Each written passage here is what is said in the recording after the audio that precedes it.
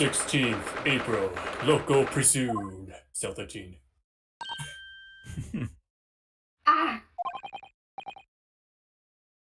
Hello again, Gina.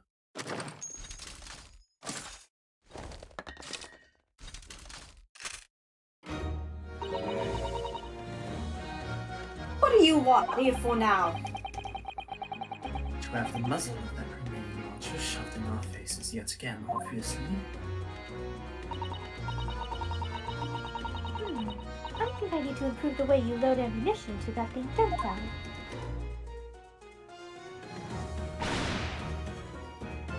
Look! You can come as many times as you like, but I ain't got nothing to say to you.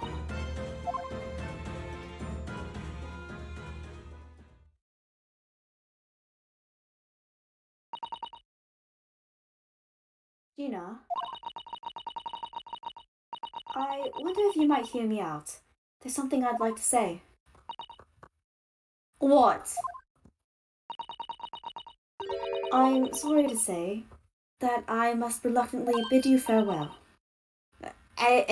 Farewell? Tomorrow, I must begin my journey back home, to Japan. I fear we may never meet again. Oh, right. I've had the pleasure of meeting so many lovely people here in London. I have so many wonderful memories. My throat's drying up. Thank you.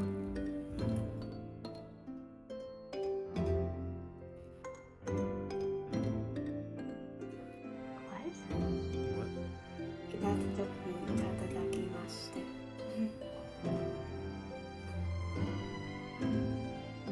どういたしまして。You can also just say, you can just say, you also just say.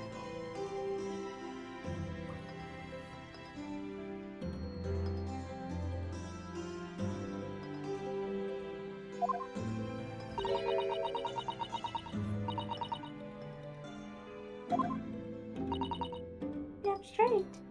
Susie.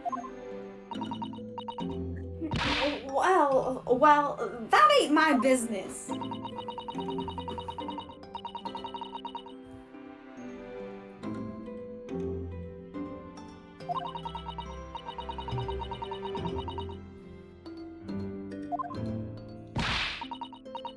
Yeah, that's right, a cat. What of it?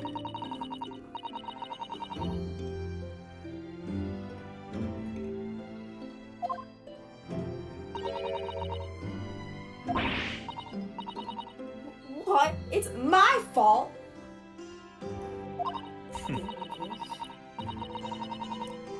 Oh, man.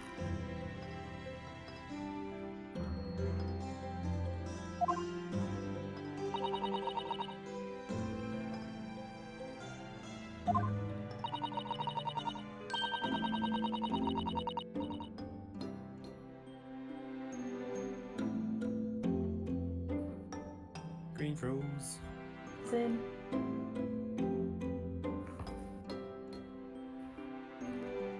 can't wait for Susato to toss her through the doors.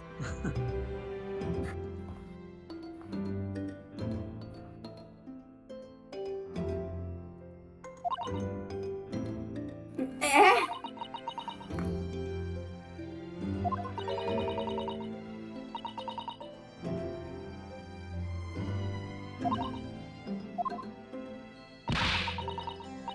What are you talking about? What do you expect me to do, eh?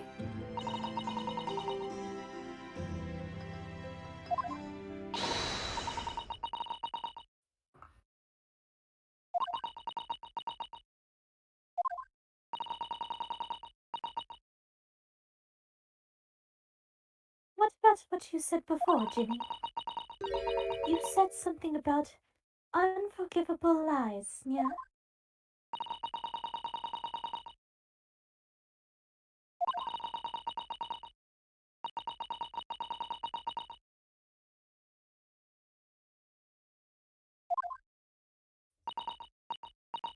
No, I can't.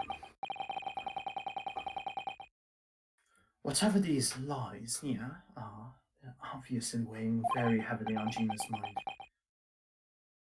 Gina, I could be wrong, but is it something to do with what happened 2 months ago?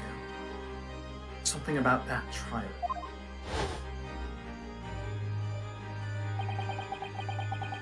The one in which Magnus McGill was acquitted.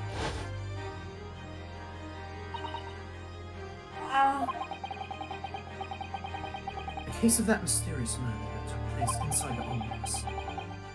You were called as a witness by the prosecution. So that's what this is about.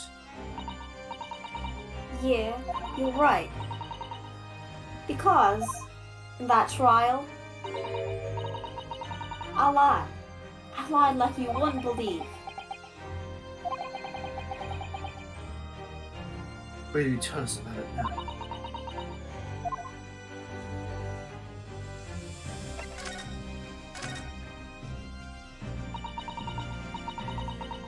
Like you said, it all happened 2 months ago. The coppers got hold of me and shoved me into the witness stand. And based on your testimony, Mr. McGill is declared innocent. Yeah, well, the thing is, I lied about a whole bunch of stuff. I knew it.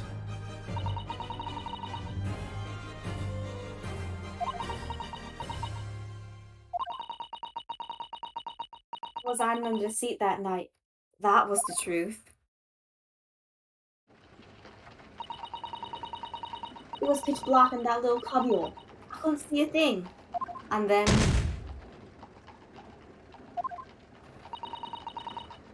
I heard that loud thud, like someone falling on the floor. And that's when Mr. McGill discovered you? Yeah.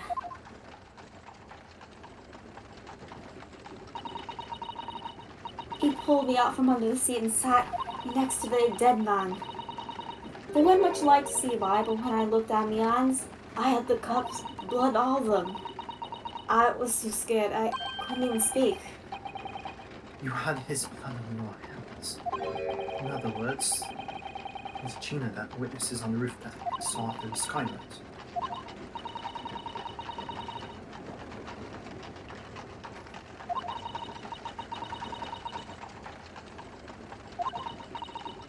Yeah, he did. Only, that's not all. What do you mean? I mean, he threatened me. Threatened you how? He made me swear about what I'd seen and what I'd heard. And about what I was gonna do until after the cop was found dead. He made me swear I wouldn't tell no one about any of it. If I did that, he said he'd let me scarp before the coppers showed up.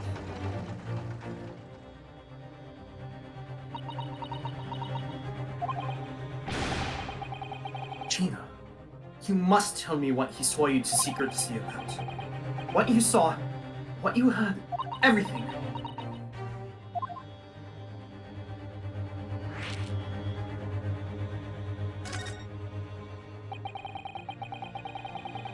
You said McGill made you swear not to tell anybody what you saw. But you were in the pitch black compartment under the seat the whole time, weren't you?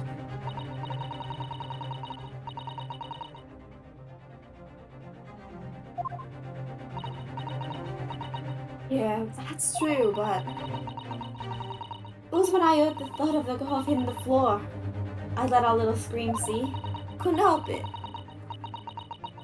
Mikael heard that and dragged me out by my arm. And that's when I saw it. It was on the floor next to the old geezer what had been stabbed. A disc, yeah, all bright and shiny.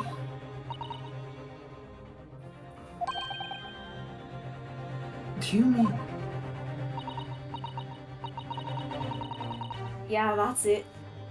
The one what they do took off me at Windy Banks.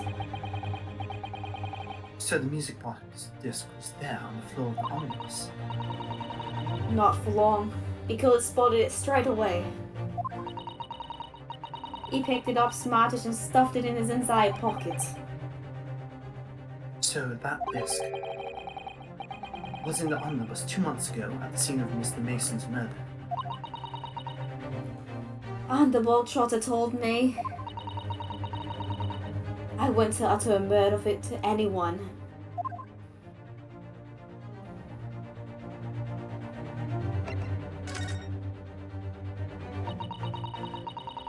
Because it was so dark in that seat in the cab. I was straining my ears the whole time. After a while, I heard the door and footsteps inside the cabin.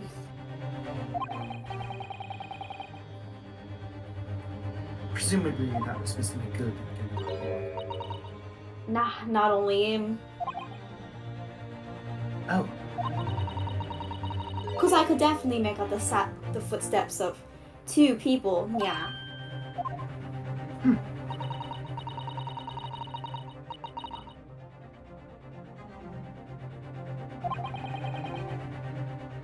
Mr. Thrice-Fired Mason.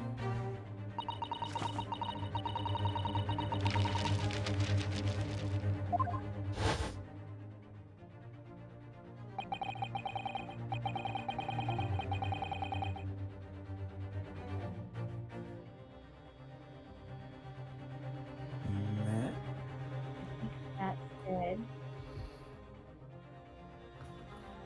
But whenever I'm in a carriage, I'm taken with a fierce tiredness, and I always succumb to it.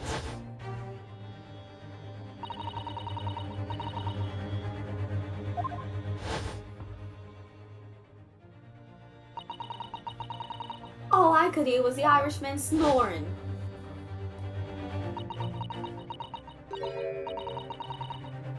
Yeah, that wasn't exactly true.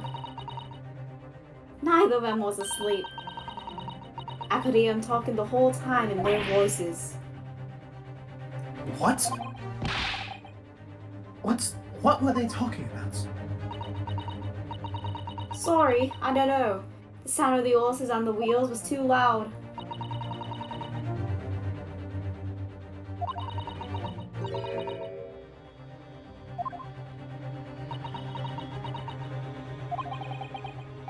So McGilligan was lying, as I suspected.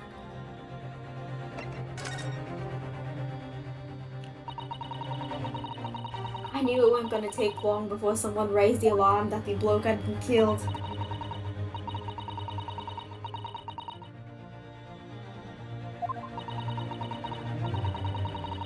So when the cab came to a stop, Mr. McGilligan told me to hide back under the seat again. I climbed in and waited. The two curs from up top ran off to get the coppers. Yes, Mr. Fairplay and Mr. First. Right. And after they'd gone, Mr. McGilligan asked the driver to do him a favor. A favor?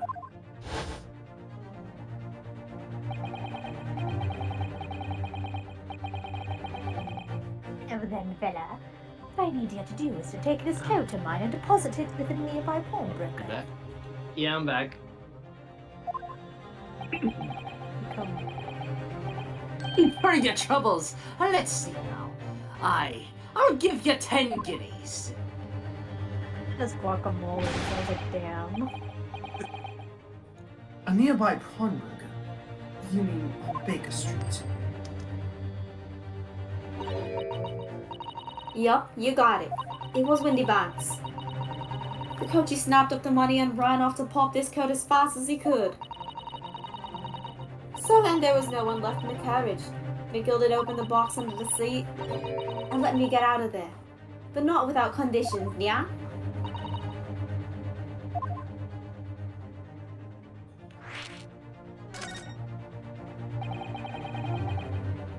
What were McGilligan's conditions then? For letting you go free? Not telling us all. Not for anything.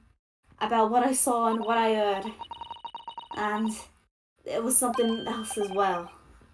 There's more. Yeah. This is the most important thing, he said.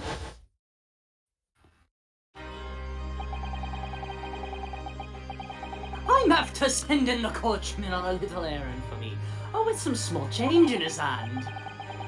Now then, did you hear what I asked him? Did you see anything at all, after all? You asked him to go pop your weasel, right? Aye. The fiend's taken me overcoat to deposit with a pawnbroker hereabouts. And I want you, lass, to take the redemption ticket, yeah, for it. Do you understand? What? You want me to have the ticket? That's right. And I'll come fetch it from you later, sometime within the next 2 months. You're to hang on to it until then. Is that clear? And whatever you do, don't lose it. Alright then. And in case I might happen to be delayed at all, you're to go to the pawn shop, win the bank, so it is, and you're to extend the loan, yeah, for the 2 months or so. If you forget, the article will be forfeited, and any old fiend could come along and buy it. Eh, but I ain't got that kind of brass. Here's £5, but that should be enough. Do we understand each other, lass? Don't try anything funny now. If you go against... Yeah, I get it. Good. And one more thing. In a few days from now, you'll be visited by the police, I've no doubt. The coppers? Aye. They'll come asking you to take the stand in court, to testify as a witness. So let's just have a wee chat about that, shall we? What is it that you might say, and what is it that you want?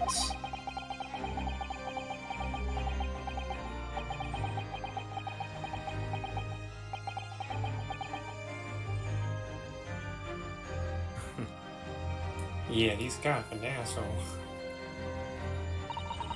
The Reaper's curse got him good. After you'd gone over it all, I packed it. Got as far away from there as I could. Hid the broker's ticket in some bushes near the scene. I went to fetch it the next day once it got dark. So McGill lieutenant and coerced Gina into giving false testimony.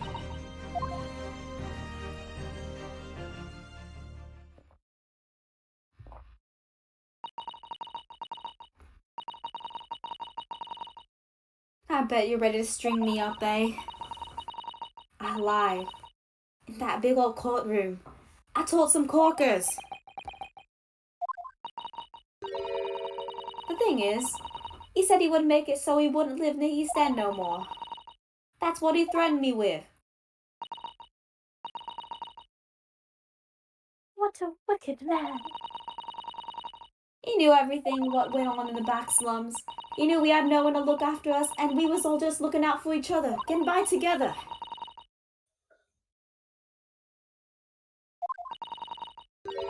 In a heartbeat. He would have had the lot of us chased out of there if he wanted. And then where would we have gone, eh? Nowhere, that's where. So, I didn't have no choice. Thank you, Gina, for telling us everything. What? I'm for it now, eh? Go on, admit it. You must be livid. Well, you can make amends by doing me a simple favor. A favor? What? Sign the representation papers for tomorrow's trial. Eh? If you don't actually want me to represent you in court, you can rip it up later. But we need that paperwork or we can't investigate. The police won't let us. Investigate what? The scene of the incident last night. Mr. Sholmes was shot, you see. You what?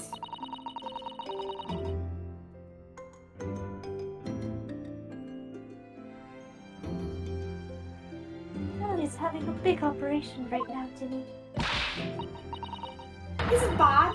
Is he gonna be alright? Sholmes is gonna be alright. Right?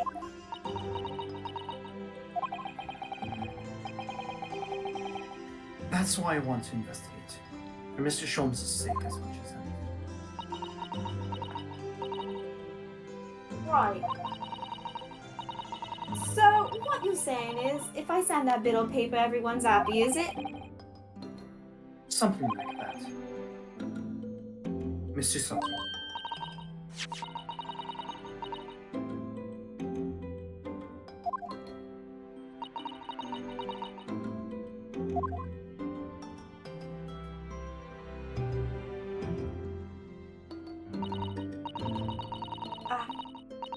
don't need no one to stick up for me, though. No lawyer or nothing.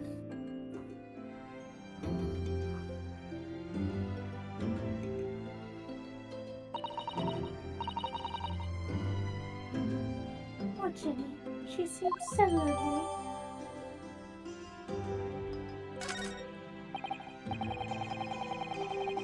Well, at least this should mean we can investigate the scene at Winterbanks now. Yes, and perhaps we can come back to visit Ginny when we're done there.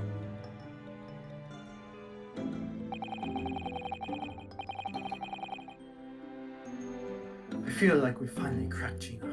She's opened up to us at last. And now I have her representation papers. No one else knows just what a responsibility that is. Anyway, now it means Inspector Gregson can stop us investigating at Winterbanks. Although something tells me he's not going to be happy about it.